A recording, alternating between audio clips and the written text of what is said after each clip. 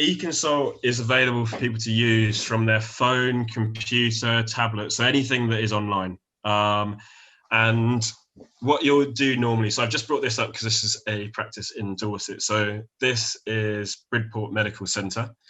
And what you do is you go to your GP practice website or the NHS app. I'll just do the GP practice website for now, as opposed to the app. But you'll go to your practice website and look for the eConsult banner. So here they've got what is eConsult, which takes you to an information page on it. But they've also got consult your doctors online, and they've also got click eConsult to start here. On other practices, it looks different than that. It will be a big banner that pops up in the middle. So I'll just bring up this one. So this is actually a practice in Devon, but it was just a practice I was speaking to earlier. So it's sort of just on my mind. But you just sort of type in your practice name, go to, I've gone to a different part of their website. You'll go to their practice website and a banner like this will pop up. So it will look slightly different for different practices, but for most practices, it will come with a banner like this. So usually look for a banner like this, and then you can start an eConsult. So once you've clicked on the banner, it will take you to a page that looks like this. So this is kind of the main home screen of using an eConsult. So what I'll do is I'll just close these so I don't accidentally send an eConsult to that practice. This is the demo site, which I mentioned earlier, and this is kind of available for people to use. Usually outside of COVID times, this yellow box wouldn't be here, but this is kind of up-to-date information box. So I think there's information that's just been put in there about the vaccine to make sure that you're not just asking your GP practice about the vaccine all the time, and letting you know that eConsult is there for making sort of requests about symptoms, conditions, etc. So what you do when you come to this page is either select, I want help for my condition, I want general advice, I want administrative help, or I want help for my child. If you have a banner like this one on your practice, these buttons are kind of already there straight away. But for practices that don't, you'll come to a practice like this. It doesn't make any difference which one it has, they're both the same. So I want help for my condition. This is for quite specific things. So for example, back pain, coughs, mental health concerns, etc. I want general advice is for more general things. So for example, if you've just got tiredness or weakness of the body. So it's not specific about a specific area, but it's kind of much more general health concern that you kind of want to go down. The real difference between these is that I want help for my condition will take you to this list of conditions, and these are the most commonly requested things at GP practice. By clicking on one of these, it's instantly taken you to kind of a much more targeted set of questions. So for example, I want help for ankle pain. It already knows it's about your ankle, so it won't ask you questions about your head, for example. Whereas if you were to go down, I want general advice, it will start asking you, it starts from sort of zero knowledge, if you can see what I mean, rather than starting from ankle pain knowledge. So it will ask you a lot more questions because it has to help work out which kind of area it's looking at. So I would always recommend that you start with I want help for my condition, have a look through these. There's also an A to Z here, there's a search bar, and there's a body map as well. So you could click on the part of the body that it's related to. So that's kind of where I would start. If you really can't find anything that sounds like it's related to what you're looking for, then you'd go down the I want general advice. If you've got more of an administrative request, so for example, something like a sick note, a GP letter, a question about test results, etc., you click on I want administrative help. And every time you click on any of those boxes at the top, it will take you to this page. So this is just letting you know that this is the demo site, so nothing's going to be submitted. It comes up first of all with a warning screen, just to make sure that it's nothing to do with asking a question about the COVID vaccine, and that you've rested the privacy policy, which is available here. So it's just letting you know they're going to ask you a couple of questions about your request. So then it'll take you to the next couple of questions. And these initial questions are quite similar based on whether it's clinical or administrative, but I'll just show you the administrative one for the moment, just because it's a little bit quicker. So you say, I want help for myself, for example. And then here, this is a form that's just telling you again that this is for administrative issues rather than clinical. And the clinical one kind of has almost the reverse of this. And the clinical one will also ask you at this stage, can we make sure you're not suffering from some things that sound like a stroke or a heart attack? I know for most people that sounds very obvious, but there are people who make requests to their GP practice having a heart attack and knowing that they're having something similar to a heart attack. So it's just making sure that we're making sure that the right people go to the right place. So this is just saying, confirming that you're not using it for medical issues. This will obviously be different when you're going to your own practice. This is just the address we use for the demo practice. So you just say yes, and then this is your sex. So I just want to highlight here that this is your birth sex as opposed to your gender. And the only reason why we're asking this is because certain conditions can be different based on your birth sex as opposed to your gender, which you now identify with. So we do know that some people have questioned this in the past, but this is for medical reasons, which is why we're asking your birth sex here. And again, this will be your date of birth.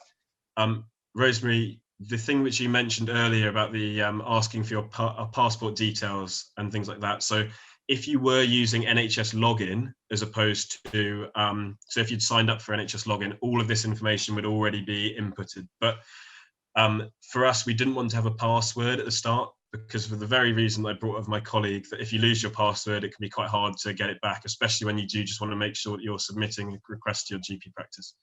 So that'll go through. So here, this is where, for example, it's asking about your administrative issue. So recent test results, sick notes, GP letters. So you just basically go through and you select the right option for you.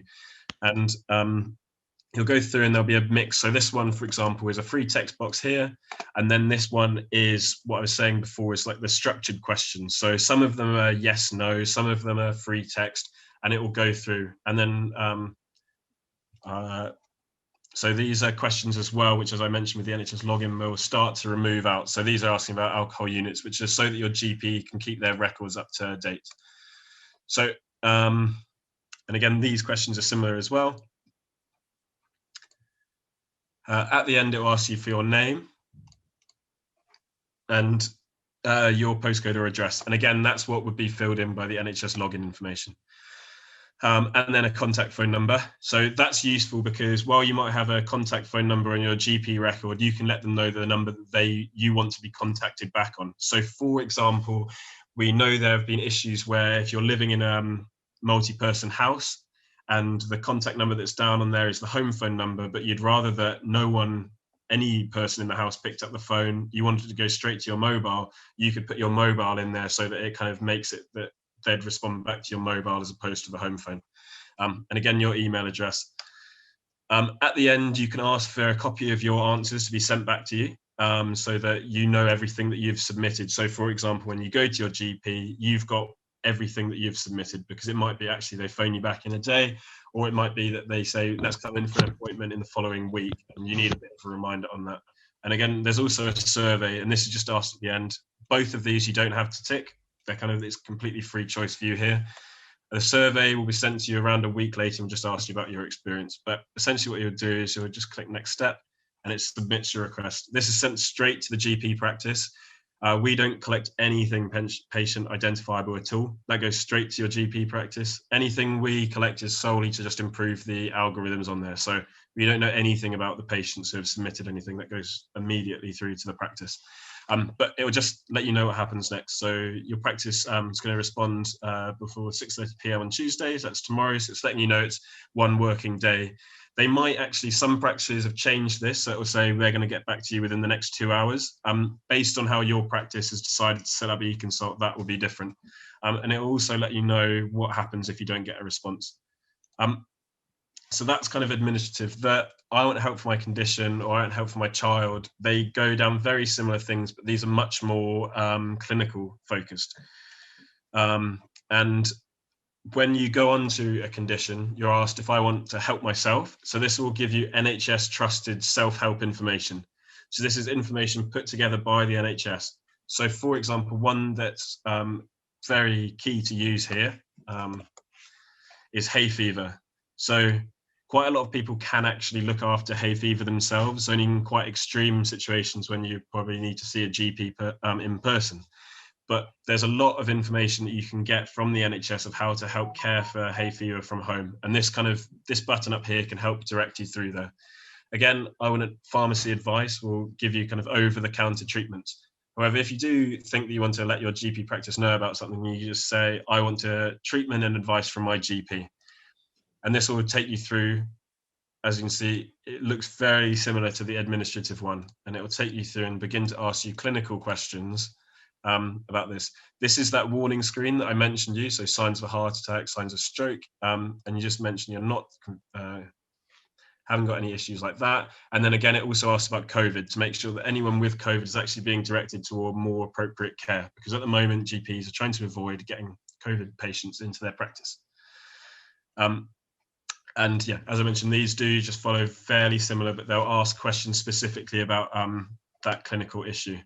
So again, there's things that are free text boxes, and then things which are multiple choice. So it just goes through that.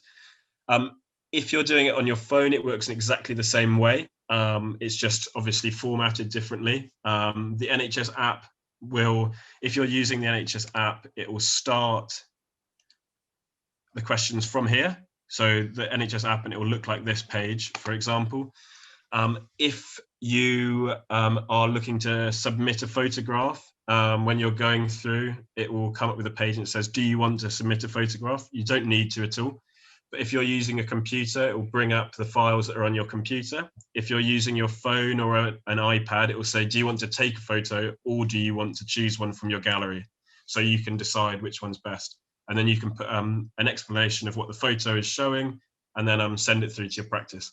So there are different ways to use it. The other thing which I can just highlight, so if you do have more long-term conditions and you want to sort of use eConsult to help manage them with your practice, they should send you the eConsult when they need a review, but this is where you can find them. So it needs to complete a review, and that's down here.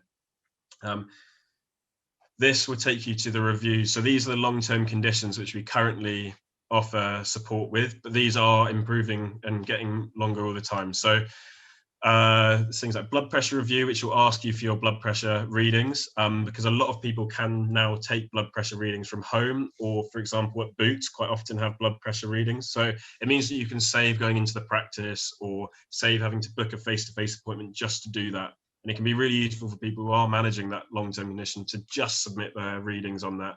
The other one, for example, which we know is used a lot, is contraceptive pill review. So this again is asking your blood pressure, for example, and it can just be that you just need it to be kind of extended for the following year, but you do need to give those readings first. But this can be a huge saving for GP practices and patients. So this is where you'd start it. And again, these follow fairly similar things to the other ones that I just showed.